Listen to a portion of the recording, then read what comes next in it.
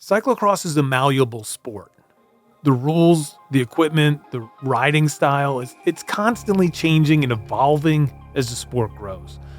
But more than anything, the places where we race must also be able to change, to adapt, and to evolve. We praise the sport for its access, the local parks, the sport fields, the city streets. But cyclocross must always adapt to survive. Which brings us to Hoogerheide, the stairway to heaven, and a touch of Taoist philosophy, all in this episode of CXs and Os.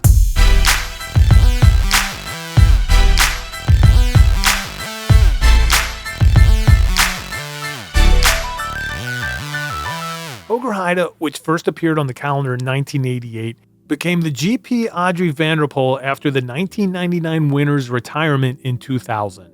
The race has been a World Cup 15 times. It is traditionally the final round in the World Cup series. It has also hosted the World Championships in 2009 and 2014, including this heart-stopping three-women finish in which Marianne Vos outsprinted Hanke Kumfernagel and Katie Compton. And arguably the greatest World Championship duel between Sven and Zdeněk Štýbar, in which Štýby beat the master at his own game to take the title. After his retirement in 2000, Adrie van der Poel took over as the course designer and race architect along with Mark Dierks. Together, those two and the rest of the race committee brought Hoogerheide to new heights. As for the course itself, Papa van der Poel shuns gimmicks and overly twisty-turny tracks. He even hates planks, but reluctantly includes them on his course. For Adrie, it's all about flow. I'm not sure if Adrie ever read the Tao Te Ching, but this concept of flow mirrors his open course philosophy. That which offers no resistance overcomes the hardest substances. That which offers no resistance can enter where there is no space. In the course design and the evolution of the venue, that concept of flow, of offering no resistance to ultimately overcome, of entering where there seemingly is no space, has served the event well. The one area that Adrie may go against the flow is when it comes to Mathieu. When asked if his dad designed the Hoogerheide track to best meet his strengths, Mathieu told cycling journalist Nico Dick that if I told my dad to put a left turn at a certain place, he'd make sure to make it a right turn. Of course, even with his dad supposedly working against him, Mathieu has won the race 5 times, more than anyone else. In its earliest iterations, Hoogerheide was known as a fast race that had several long paved road sections. The race incorporated a main downtown thoroughfare, the historic viaduct, and several side streets. It was also one of the biggest parties on the circuit. Hoogerheide boasts some of the largest crowds in cyclocross. This town of around 10,000 residents balloons to over 50,000 people on race day. For the 2014 World Championships, it had over 60,000 people. But even with that success, or maybe because of it, following the Worlds in 2009, and after several years of multi-day disruptions for race construction and cleanup, local businesses started to raise concerns that the event was doing more harm than good for their storefronts. Concerns that if they took place outside of the Netherlands or Belgium may mean the end to the race. Good run, thanks for the memories, but we're done with cyclocross. At Hoogerheide, however, that wasn't the case. The town loves cycling. They want to be known as the cycling city of the Netherlands.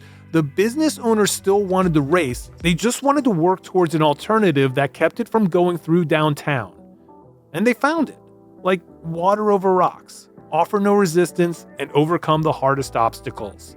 In this case, it meant moving to an undeveloped area on the edge of the town that allowed spectators to visit the businesses on race day, grab a meal, and still walk to the venue. The new grounds were in an area that was undeveloped in 2010 and for several years after. But not forever. Plans existed for an apartment complex to be built on those exact grounds. This would surely have been another death knell for a race in many places. Here in the US, we've seen this same scenario in many a great event. However, race organizers began working with the construction company over 5 years before ground was broken for the first housing complex. And once construction started, the race used the ongoing construction site as a cyclocross playground, using the changing topography to challenge riders, adapt to the change, flow. And then in 2016, as the development started to take shape, the staircase appeared. The stairway to heaven, as the locals called it, a way to access not only local walking paths, but future homes to be built at its top. On year one of the staircase, it was the muddy approach that caught your eye. That was the challenge. That was the flow. Once through that section and up the stairs, it was an easy descent back to the road. It should not go without mention that the introduction of the staircase meant a reroute that took the most identifiably Hoogerheide feature out of the race. The uphill trench run-up that was the focal point of many an early year event. In the beginning, the technical difficulty of that section, of that trench, was missed. But as the staircase section began to evolve, the track improved year to year. No longer a road race or a grass crit with a wooded respite, the staircase quadrant gave the race an entirely new look. In 2017, the track stayed about the same, with more grass filling in the muddy sections from the year before.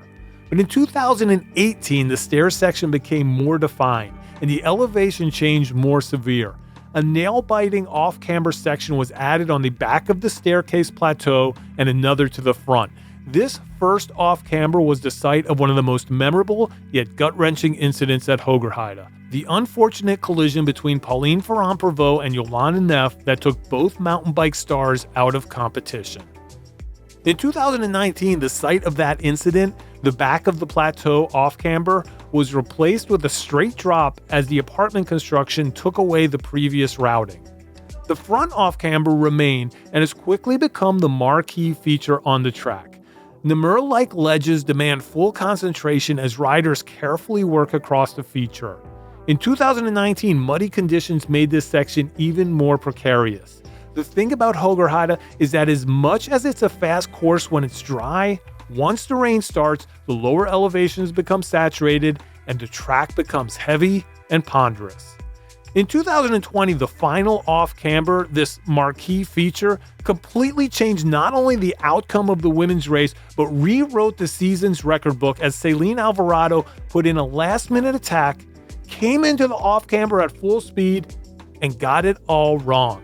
In the end, it cost her not only the race, but the overall lead in the Elite World Cup Series.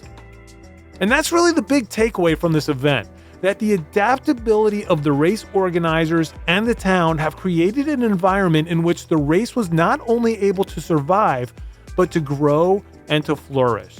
The ability for cyclocross as a sport to adapt to its surrounding is a hugely important lesson to be taken away from Hoogerheide.